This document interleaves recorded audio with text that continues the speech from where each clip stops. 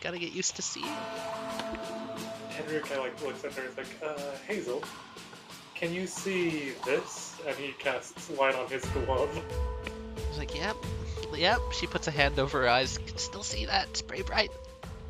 Sorry, just follow that light if you ever get, well, separated. She waves her hands around in the air. It's like, yeah, no, it's just like, imagine you're swimming through soup, and sometimes the life energy's like the chicken noodles. You know, I kind of actually get that analogy. You do? She looks happy. I kind of understand what you're talking about, yes. Story Okay. for another time. Yeah, and just imagine that, and she points down at the massive bell tower. That's the spoon. Abraxys just kind of like looks back. That is a big spoon. Is the meal at least delicious? It tastes like air and silt. I'd like to fly up and make a perception check to see if I can see anything down there. That sounds good. All right, so you don't really need much of a perception check to do it. As soon as you get up above the silt heights, I mean, unless you fuck up horribly. Did you take the cloth off? Yeah. He's also on the back of the bird this time. Oh, yeah, okay. Well, the bird's carrying me. If you look down here, you notice that near the front of the bell tower, basically what the bell tower looks like is here. Actually, everybody can pretty much see it from this perspective. You see this in front of you. Oh boy. It is a massive construction of what looks like it had one point had a singular purpose of being a bell tower. However, nasty vines and tendrils just jut out of it at odd angles, and they're kind of pulsing with an odd reddish purple energy. At the top, there's like this glowing blue light that seems to be emanating some sort of power. You can't really tell what it is from down here. Yeah, you see that. Beyond that, though... Oh yeah, sorry. Go ahead. I was going to say, question. Does any of that sort of energy kind of give off the same vibes that the stuff in episode 1 did? It's getting on the verge of that. This is, unlike the black stuff from earlier, this stuff seems more nasty. And wouldn't you guess it, wandering out around in front of the bell tower are little shadowy wisps of oblong tendrils of smoke and darkness shoved uncomfortably into porcelain, unfitting masks. And then there's this guy. Oh, shoot. It's essentially another shadowy creature, but he's got an almost ape-like stance, and he stands hunched over a massive mechanism slung over his shoulder, a huge wide-brimmed hat on his head, two glowing eyes staring basically directly forward out into the silt flats in front of him. And he's also smoking a cigar. I am mixed with a feeling of terror and a mix of I want them. And it's very visible that Tenrier is filled with complete and absolute rage right now. His flames are wrapping around his arm. Tenrier, are you alright? I'm fine. Nothing wrong with me at all. Tenrier, don't lie to me. Now you're upset about something. I'm going to murder Oops. somebody. Oh, whatever. You notice Wacko starts to start crawling up the side of the silt flats. No! Stop it! Hazel, Stop your dog. Hazel, stop your dog! Wacko! She leaps on him and tackles him to the ground. Hold on. Abraxys reaches over. She misses and lands in the silt, and Wacko keeps climbing out. This is bad. Oh no. Abraxys flies over. Are you gonna try and grab the dog? Yep. Oh no, this is gonna end poorly. Oh boy. Okay, Abraxys. Yeah, actually, you're able to touch him without the corrupting effects overthrowing you. Yeah, so you kind of basically your one mitt reaches out and you grab Wacko in the single hand. He's still trying to run. Just that thing where he picks up by like the scruff or whatever, slowly goes back over to Hazel and just like, here's your puppy. Wacko, what are you trying to do? She like grabs him and gives him a hug. Keep hold of him for now. She's struggling a lot. She's like trying to hold on to him, but he keeps kind of clawing at her and trying to get closer to the tower. Oh no! All right, hang on. Abraxys like reels back and is gonna try to like do the final punch to get that stuff. I'm gonna go over to Tenrier and was like, remember when Hazel was looking for something really bad? I feel like that's similar to what Wacko's doing, Mm-hmm. just in his dog way. Oh, probably. Like, I don't doubt it. Solomon, I think you might be right. Yeah, no, I just. Also, If I- those things down there, they're very bad. So let's try and deal with those real quick. Yeah, no. I look at what Abraxas just did, and I'm like, I was gonna say let's try and do it stealthily, but I don't think that's possible. Yeah, Abraxas, you hear like a sound, and it's coming from over in this direction. You feel like something noticed. Abraxys I kind of like think we're looks about back. to have company. Everyone get ready. Yeah, sorry It's about not that. like you punched through a 40-foot wall. Oh fuck! Oh fuck! Hold on. Okay, Is that so you say that, right? And then right here in the middle of the in the middle of like the area, you see like a glowing blue orb appear. Something tells me that's probably bad. The orb starts to grow and grow. He's just like, Get away from it. She Hazel, get flies away. back. Ah! As the Abraxys like gets the others behind him. as the Just, orb like, expands and you feel like this sort of wet, murky atmosphere like wash over you. You smell what's like, you want to say a dock? It's weird, and the light glows with an intensity super bright and just pops. Smoky, vicious creatures just kind of flop on the ground, and then you see this. What's happening? And it looks like a fleshy fish person just kind of falls on the ground in front of you in a like spray of water, and there's two of the shadow things you recognized before from Estrella on the ground next to her, and they seem stunned almost. One moment. Kill him quick! Yeah, the little things. We should kill those. Those should Frank's like, definitely yeah, die. yeah, killing them, Oh. good idea. He kind of like Oh, squidges past Abraxas. Yeah, I'm just trying to get him into the. What do we do about the fish? Pull We'll her deal, with back. her, we'll deal with her after we kill those shadows. So yeah, the fish probably doesn't want to kill us. Maybe, I don't know. The fish is We'll find conscious. out. Oh, Oh, I'm conscious. You are Okay. conscious. We need assistance. She says So hello. that would be nice, yeah.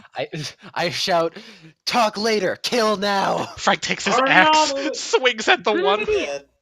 Yeah, Nice! Henry and Abraxys are just going on this guy right here. Like Yeah. the first hit destroyed it, by the way. Oh, It just really? poofs in a cloud of smoke. And as you swing down at it, actually, Frank lodges his axe in the skull of this one, and Tenrier and Abraxas manage to dismember the other one, and little bits of like gear and wire fly out of the porcelain mask. And as the porcelain mask is destroyed, the shadow just kind of disintegrates around them. As Now we know their weakness. as a soul person, does it have a soul? You can't see one. However, momentarily, the parts on the ground near this one, and the smoke comes back down, and two more of the things pop out where there once was one. And they're aware. They're awake. Can I make my attack? Oh, fine. You just beat this one to smithereens. Good thing the sword is a piercing attack. And now that I'm close, I'm like, okay, there's definitely no soul in this thing. Definitely not. Huh. Solomon, if I recall, these things are pure energy. Well, I just wanted to check. You're good. This one here is actually going to like make an attack at. It actually flies past you all and just latches onto Seldra.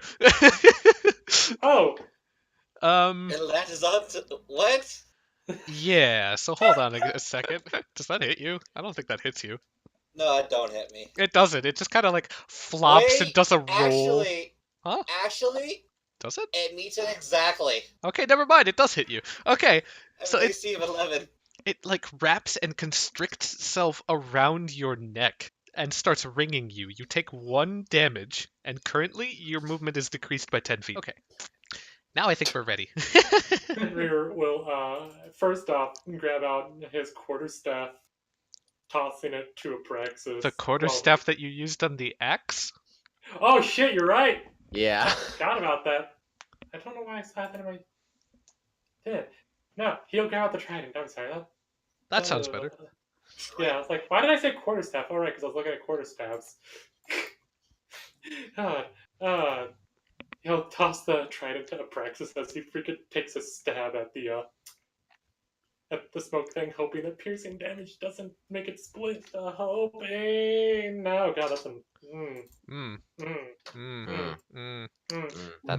that a crit fail? That's a crit Yeah. fail. That's a crit fail. Very nice. Tenrier, the thing, Oh god. the thing wriggles out of the way, and you hit Madame Seldra with your little stabby stab. Sorry. Yeah, Seldra, you just got stabbed for 8 damage. I know you didn't like homework, but I didn't know you hated it that much. I don't know that. That's all he's got. Mr. Solomon. My sock puppet goes in for the attack Okay. to this square. Yeah, you hit it, you smack it. It doesn't seem to release its grip. It's still holding on, but it looks very battered. All right, now my falcon swoops in on the other side Swoos. for the Swoosh. same type of attack, but this time it's a +6 to hit. I'm waiting for this one to miss. Oh, that hits. That easily Yeah. hits. Nice. Okay, so your falcon comes in and finishes off the smoke creature, and in a spray of gears and hissing of steam, it just evaporates around Seldra's neck. This is one of my abilities now, so I can speak through my puppets. So I just have the falcon say "cacaw." Thank you, Solomon. You're welcome. Solomon, were you on top of the falcon when it did that? Oh yeah, I forgot to move myself. You were still being held by the Falcon, so were you being used as a weapon by the Falcon? Motherfucker with another motherfucker. I more imagined that it kind of swooped in and batted its head against it. It is Well, piercing, listed really. as a slam attack. Hazel, Swinging a puppet at someone would be bludgeoning. that's great. Bludgeoned to death by Solomon. Hazel's like digging in, trying to dig in the silt with Wacko, and she like slams him into the silt and like covers him in. It's like, okay, stay, and then flies over here, She just buried the dog. and the dog is like waving its arms up in the silt. It's like, Kim. I'm guessing you can't touch these things. Oh yeah, don't touch them. Yeah, that's Yeah, bad. you know very well that if you touch these things, they will suck away your magical force. Oh, okay. Okay. Don't use magic on it either. I think. Currently Yeah. around you, you can't see anything, but you can hear hissing sounds coming from this direction. There is definitely more. I see this person who just materialized in front of you kind of stand up and start walking away. Right. Okay. Fish person, hello. Hello. Oh, that's right. People. Yes. Well, I mean, some of us are people. Are you some type of a portal fish? Portal fish? portal fish? Yeah, like a fish that lives in a portal. Oh no, I don't live in the portal. I just came through it. Oh, that Ah, makes so my sense. punch didn't open a rift into a different plane. Frank Hmm. looks back at Abraxas. Have you done that before? I can imagine that Abraxas can just punch portals into existence, probably. I plead the fifth. I lean over to Oh. Frank and say, "Does anyone know what that means?" Oh, hi, Dad. What? What? It's Dad. Oh yeah, no, you know him. What? Joel, technically, can you roll an intelligence check, please, real quick? Hang on, I'm eating eating Wait. a hamburger. What? Wait, what? Does Seldra have a sister? A fish Not quite. sister. A fishster? Seldra, you might know her. Give me Should also an Okay, I got intelligence an check. 8. Joel, your Yeah, memory's nice. failing you. You don't remember who this is, but you feel like you should know who she is. That's a straight intelligence roll? Yeah. Hang on a second, y'all. Okay, well, we might not want to wait too much because, those things. Okay, so Seldra remembers that this is actually one of Wizrow's inner circle of friends. She's been seen in the basement of Earthly Gumption from time to time, hanging out with the Planehoppers. Hey, you're one of Wizro's friends. Oh, you know Wizard? Oh, yes. Yeah. We're good friends. He's a good friend of mine as well. As sparks shoot out of different parts of Seldra, so I'm just saying, hold on, give me a literal minute. Seldra's gonna sit down and I'm gonna cast Mending is a level 2 spell in order to heal 2d8. Well, no, never mind. That's gonna heal. Never mind. Adam, Just level. it's not your turn. We're currently still in combat. Oh, okay. I'm just ad-libbing this My conversation because I'm assuming this is happening at the moment. Alright, my apologies. That's a quite of a interesting body you have. I'm surprised we haven't met before. I'm an Evner, kind of a clockwork kind of fusion of organic and not organic. It's interesting. Yes, guys, this is all lovely, but maybe we should deal with the massive snake shit that's going on around everywhere. Frank looks Yeah. nervous. You go on ahead. I'll catch up with you. Yes, we can speak later. Okay, so you're well aware that you've successfully plane hopped, and you don't fully recognize this place, but judging from the amount of silt, you can guess it's the silt flats. Immediately behind you is the massive tower that I showed the rest of the party earlier. You now notice that. And there seems to be a graveyard of some sort down here. And around it, as you look over, you notice some, unfortunately, having thought you escaped from these beings, you have only managed to plane hop right into another horde of the things. There's a few more of the creatures floating down around the graveyard. And they seem to have spotted you. Well, that's unfortunate. Out of the frying pan into the fire, as they say. So Frank is like, okay, we need to be incredibly careful. I think they know we're over here, but I don't know if they've spotted us yet. And he runs forward, and he's gonna try and hold basically a veil down at this location to kind of hide you guys. Okay, what the fuck, Frank? What? Neat. Veils. Quiet. Just stay low, he says, concentrating on the thing. I look to Abraxas. Tenrier also likes Abraxys. He just shrugs. Squat or something. Abraxas's head is currently tipping out above the top of the fan. So there's like, if you're on the other side, basically what you see is a silt barrow, and it looks completely normal, except for at the top there's a disembodied head of like a giant suit of armor. Oh god. Yeah, he'll just crouch down for now. Okay. Well, I don't want to be rude and push past anybody. It seems pretty crowded in there. I'm just gonna hang back and finish eating my hamburger. That's a very dad thing. Dad. Dabbing it up. give me just a flat d20, please. Fail or crit. That's good enough. Gain an inspiration point from your full stomach. Okay, what does inspiration do? Okay, so inspiration, essentially at any point you can use your inspiration to add a d6 onto one of your d20 rolls. Oh, cool. Your full stomach. Okay, if I get a good enough roll on cooking a burger, will that have the effect on anyone? Maybe. I'm gonna go with a solid maybe. Sure. Okay. I'm just gonna move up and just kind of just park behind the veil. I basically I just have the one skeletal arm just kind of like slung in my robe. Then I just have the other hand that's ready to go.